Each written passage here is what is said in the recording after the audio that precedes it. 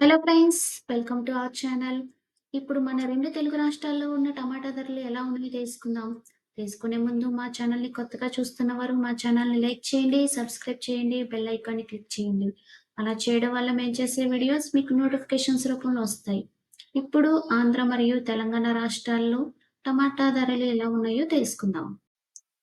ఆంధ్రప్రదేశ్‌లో క్వింటా ధర రూ. 2,000 నుండి రూ. 3,800 వరకు పలుకుతుంది.